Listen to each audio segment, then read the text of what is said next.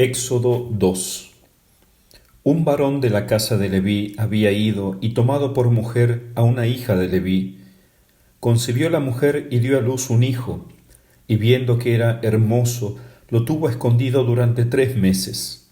Pero no pudiendo ocultarlo ya por más tiempo, tomó para él una cestilla de juncos, calafateóla con betún y pez, y metió en ella al niño, y la puso entre los juncos a la ribera del río. Entretanto su hermana se apostó de lejos para saber lo que le ocurría. Bajó la hija del faraón para bañarse en el río, y mientras sus doncellas se paseaban por la ribera del río, divisó la cestilla en los juncos, y envió una criada suya para que se la trajese. Al abrirla vio al niño, que era una criatura que lloraba. Tuvo compasión de él y exclamó: «Este es un niño de los hebreos». Entonces dijo su hermana a la hija del faraón: «¿Quieres que yo vaya y te llame una nodriza de entre las hebreas que amamante para ti este niño?» «Anda», le contestó la hija del faraón. Fue pues la joven y llamó a la madre del niño. Y le dijo la hija del faraón: «Toma este niño y amamántalo para mí, y yo te recompensaré». Y tomó la mujer al niño y lo amamantó. El niño creció, y ella lo llevó entonces a la hija del faraón. Así vino a ser hijo suyo, y le llamó Moisés, diciendo: «De las aguas lo he sacado». En aquellos días, cuando Moisés ya era grande, visitó a sus hermanos y vio sus trabajos penosos. Vio también cómo un egipcio daba golpes a un hebreo, a uno de sus hermanos. Miró a un lado y a otro, y viendo que no había nadie, mató al egipcio y escondiólo en la arena. Salió también al día siguiente y vio a 2 hebreos que reñían. Dijo al culpable: «¿Por qué pegas a tu hermano?» Él respondió: «¿Quién te ha constituido jefe y juez sobre nosotros? ¿Piensas acaso matarme como mataste al egipcio?» Por esto Moisés tuvo miedo y dijo: «Seguramente ha trascendido este asunto». Súpolo el faraón y procuraba matar a Moisés, por lo cual Moisés huyó de la presencia del faraón y fuese a morar en la tierra de Madián, donde se sentó junto a un pozo. Tenía el sacerdote de Madián 7 hijas, las cuales llegaron a sacar agua y llenar los abrevaderos para abrevar las ovejas de su padre. Mas vinieron los pastores y las echaron. Entonces, levantándose Moisés, salió en su defensa y abrevó sus ovejas. Volvieron ellas a Raguel su padre, y éste preguntó: «¿Cómo es que venís hoy tan temprano?» Respondieron: «Un egipcio nos libró de las manos de los pastores, y además de eso ha sacado agua para nosotras y abrevado las ovejas». Preguntó entonces a sus hijas: «¿Dónde está? ¿Por qué habéis dejado a ese hombre? Llamadle para que coma pan». Consintió Moisés en morar con aquel hombre, el cual dio a Moisés su hija Sephorá. Ésta le dio un hijo, al cual él llamó Gersón, pues dijo: «Extranjero soy en tierra extraña». Durante este largo periodo murió el rey de Egipto, y los hijos de Israel, gimiendo bajo la servidumbre, clamaron, y desde su dura servidumbre subió su clamor a Dios. Oyó Dios sus gemidos, y acordóse Dios de su pacto con Abraham, con Isaac y con Jacob. Y miró Dios a los hijos de Israel, y los reconoció. Palabra de Dios, te alabamos, Señor.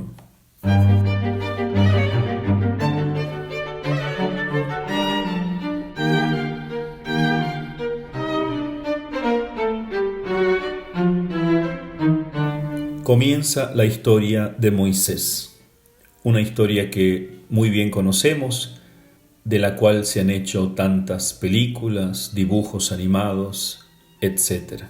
Pero es importante que comprendamos bien la historia y la misión de Moisés a partir de la misma Sagrada Escritura.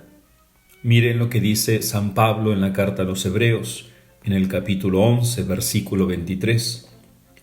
Por la fe, Moisés, recién nacido, fue escondido 3 meses por sus padres, pues vieron al niño tan hermoso y no temieron la orden del rey. Miren cómo es la fe la que le dio valentía a los padres de Moisés para mantenerlo escondido aún contra la orden del faraón, que sin duda les habría costado a todos ellos la vida. Así también nosotros no podemos obedecer a todas las leyes del gobierno si se oponen a la ley de Dios, aunque a veces eso signifique meternos en problemas. La virtud de la obediencia no es una virtud ciega totalmente, sino que en nuestra conciencia debemos analizar si los mandatos dados por los hombres están en acuerdo con el mandato divino. Para eso Dios nos ha dado la inteligencia, y nuestros superiores agradecen que uno también los ayude discerniendo la voluntad de Dios.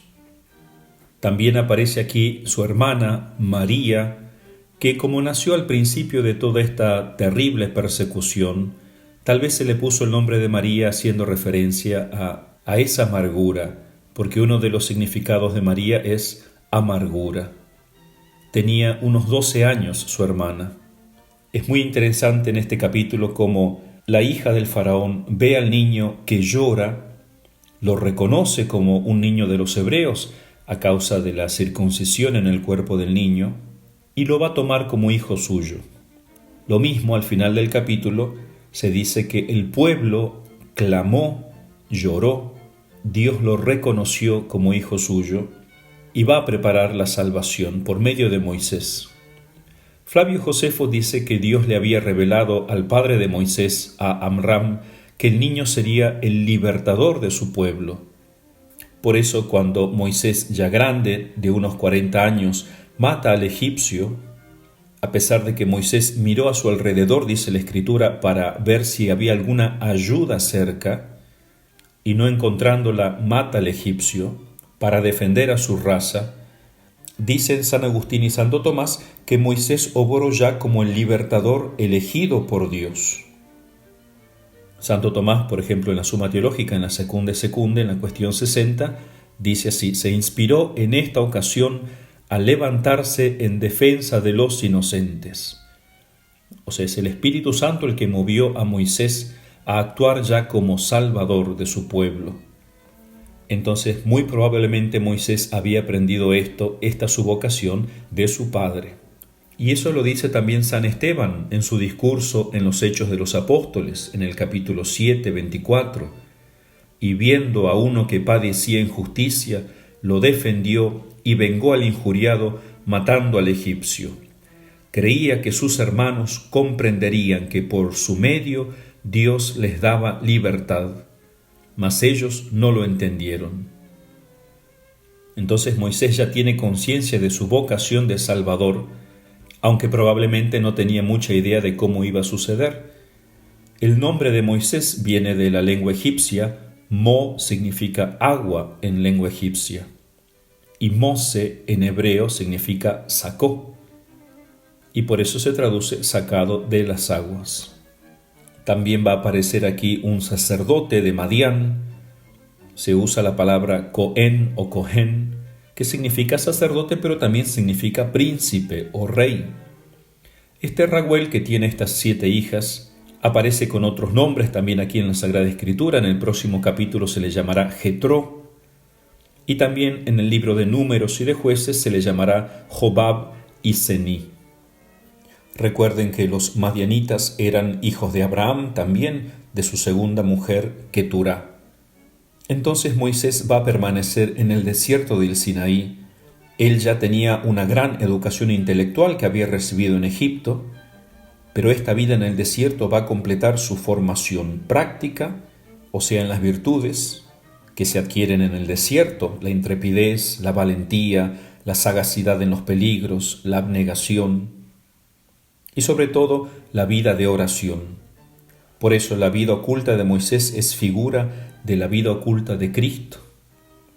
También se cree que en este desierto Moisés va a componer el libro del Génesis y el libro de Job.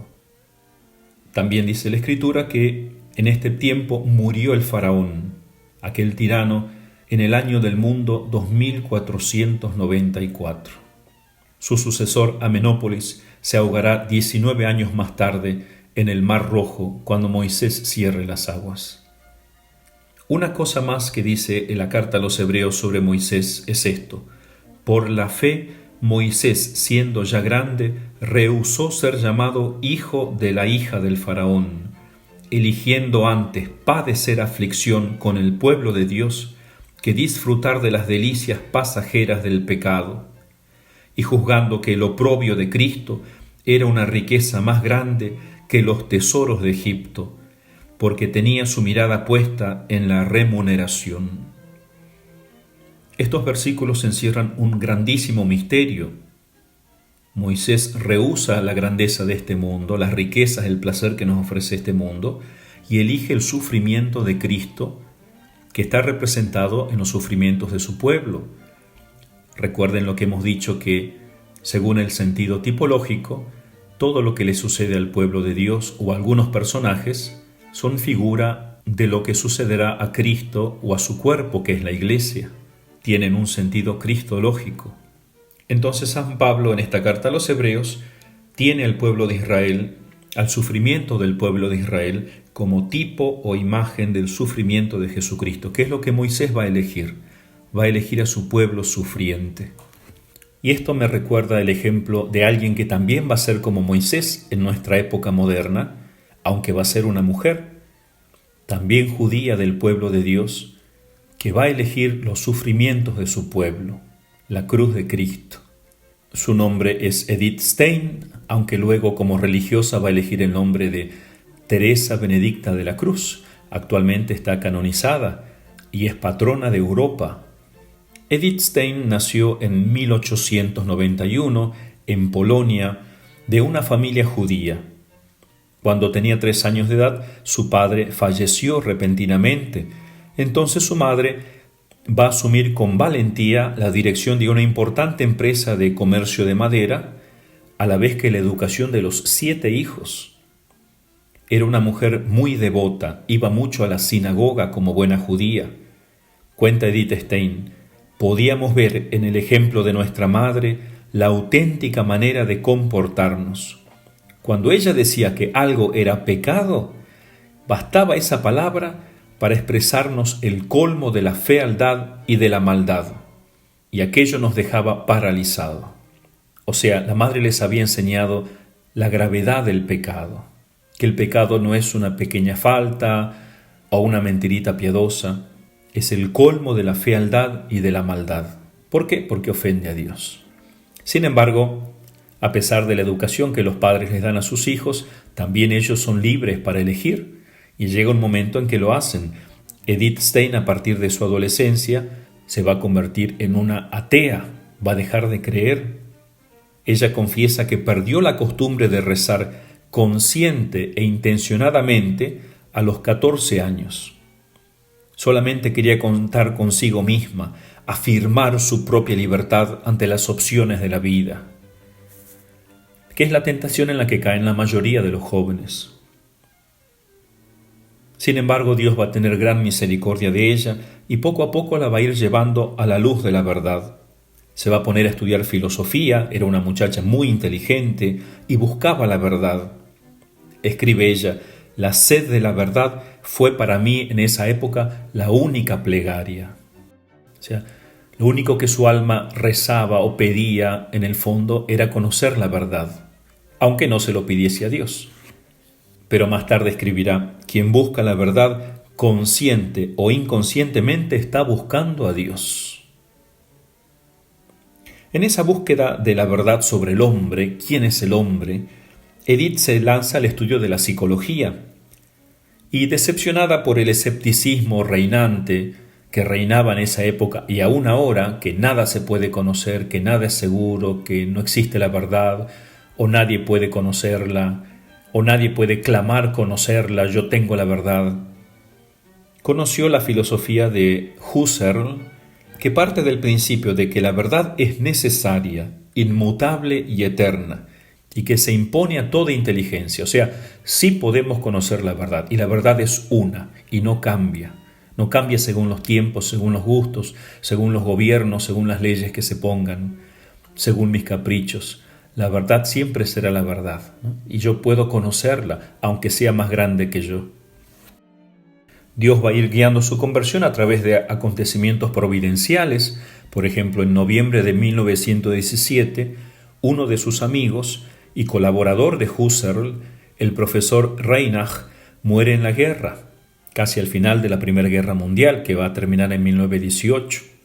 Este profesor Reinach era también judío y había recibido el bautismo de una secta cristiana un año antes de morir, junto con su esposa. Nada más que la esposa luego se va a convertir, algunos años después, al catolicismo. Entonces esta viuda va a recurrir a Edith para que clasifique los escritos filosóficos de su marido. Edith teme que se va a encontrar con una mujer devastada por el dolor y sin embargo se sorprende a ver que la esposa del profesor Reinach, ahora católica, estaba fuerte por su fe en Cristo, que ella había aceptado compartir los sufrimientos del Salvador en la pasión y la invadía una profunda paz. La cruz había penetrado en lo más íntimo de su ser, la había herido porque la cruz nos hiere, las pruebas, la muerte de su marido, pero también la cruz nos cura al mismo tiempo, como la cruz de Cristo, que fue la tragedia más grande de todos los tiempos y a la vez la causa de nuestra salvación. Aunque ella no dejó entrever sus sentimientos, cuando fue carmelita le confió a un sacerdote esto: fue mi primer encuentro con la cruz, con esa fuerza divina que confiere a quienes la soportan. La iglesia, nacida de la pasión de Cristo y victoriosa de la muerte, se me apareció visiblemente por primera vez. En aquel mismo instante cesó mi incredulidad y el judaísmo se desvaneció ante mis ojos, mientras se alzaba en mi corazón la luz de Cristo, esa luz de Cristo captada en el misterio de la cruz. Ese fue el motivo por el que cuando tomé el hábito del Carmelo, quise añadir a mi nombre el de la cruz. O sea, cuando ella tome el nombre de religiosa, su nuevo nombre ya no va a ser más Edith Stein, sino Teresa Benedicta de la Cruz. Entonces, aquí comienza a creer ella. Un día, por puro interés intelectual, se compra el libro de los ejercicios espirituales de San Ignacio de Loyola. La conmovió mucho esa lectura. Estaba a punto de convertirse, pero no acabó por dar el paso decisivo. La hora de la gracia va a sonar durante unas vacaciones en casa de unos amigos en el verano de 1921.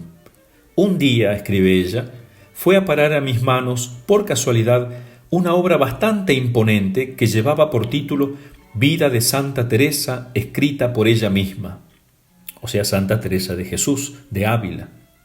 Empecé a leerlo y enseguida me sentí cautivada, sin poder detenerme hasta terminar su lectura.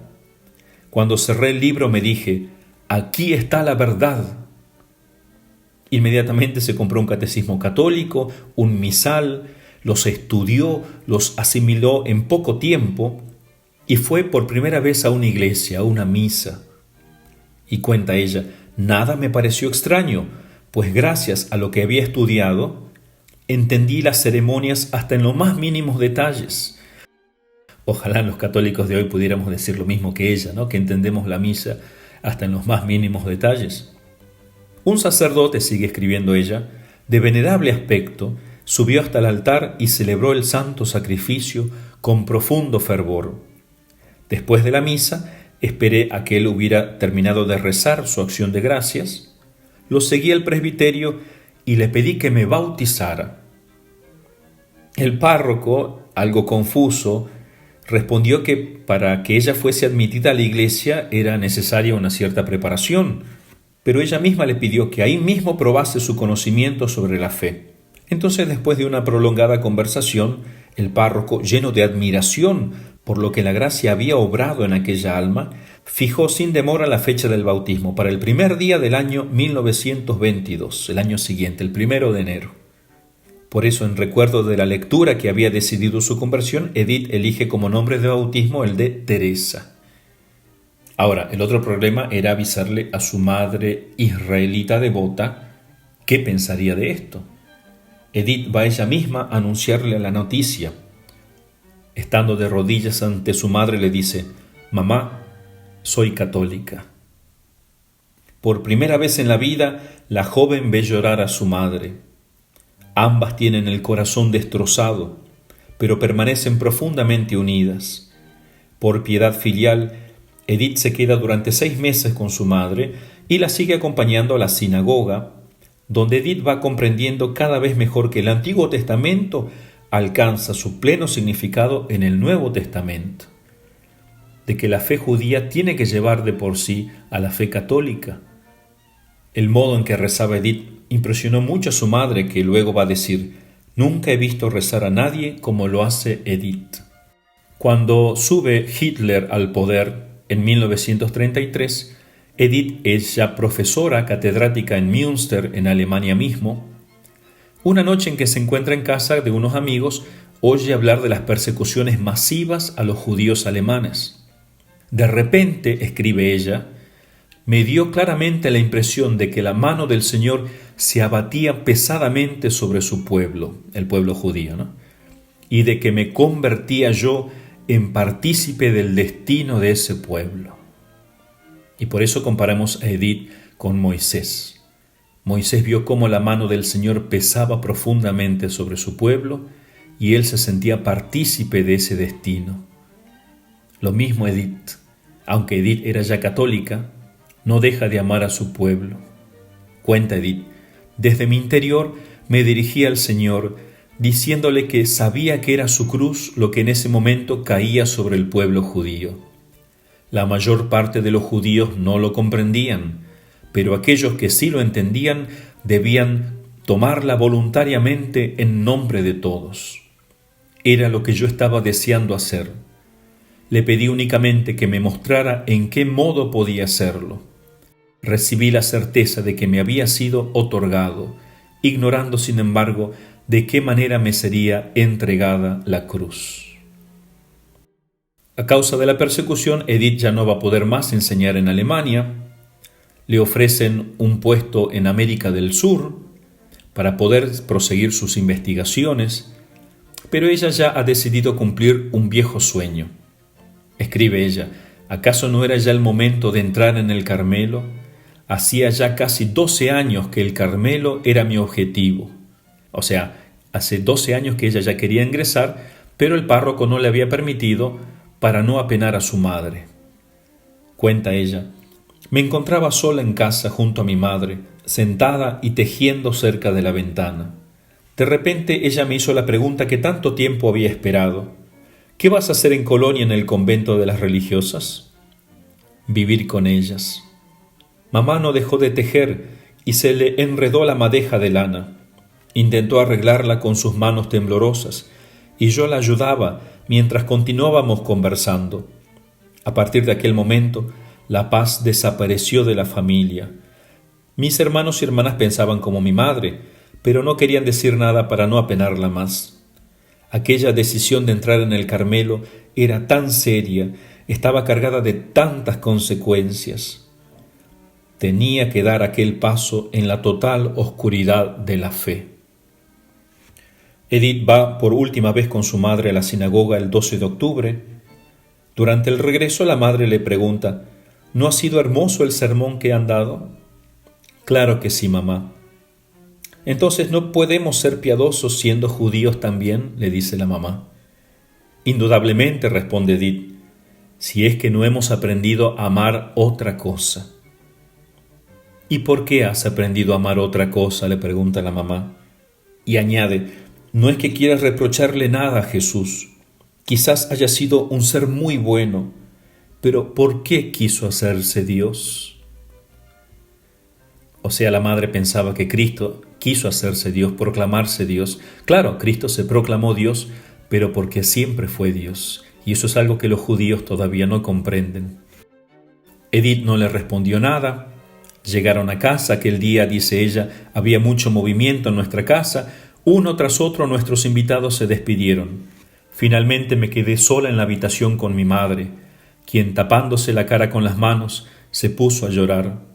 Me puse a su lado y apreté suavemente contra mi pecho aquella venerable cabeza de pelo gris.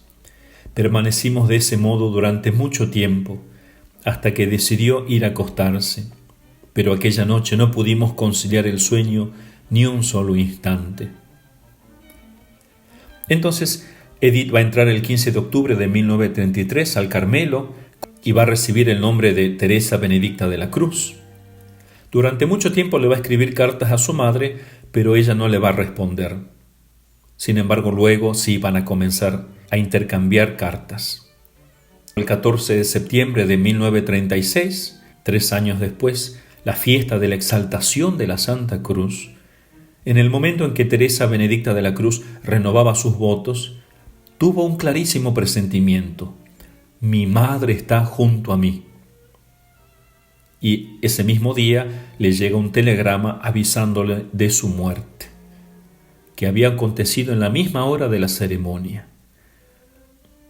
Poco tiempo después tiene la dicha de acoger a su hermana Rosa, que llegaba a Colonia y recibía por fin el bautismo que había aplazado durante mucho tiempo por temor a herir más todavía a su anciana madre.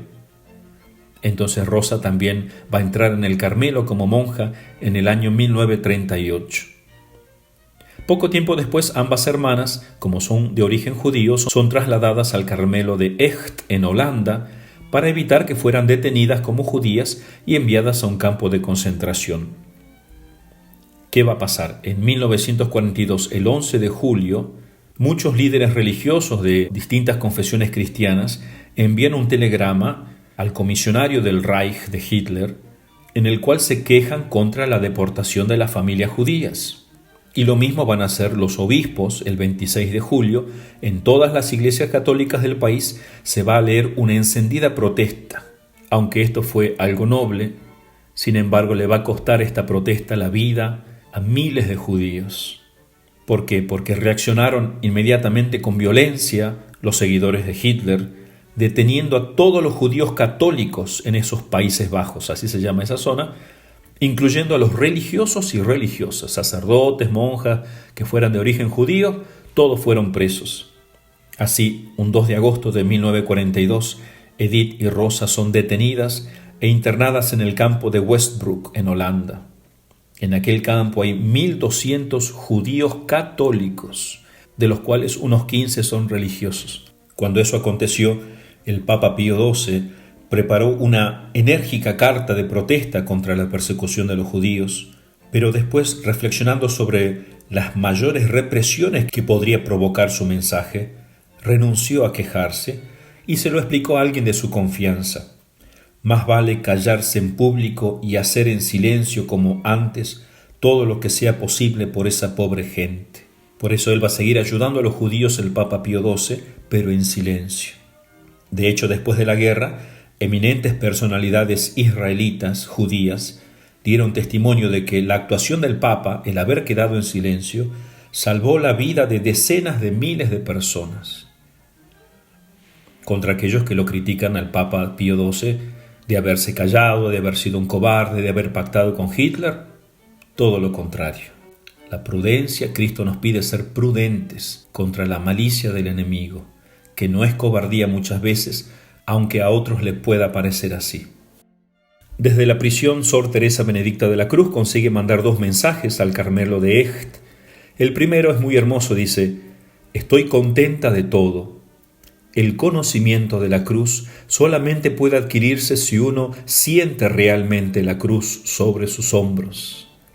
Estaba convencida de ello desde el primer momento y me dije en mi interior: Ave crux spes unica, en latín, que significa te saludo cruz, mi única esperanza.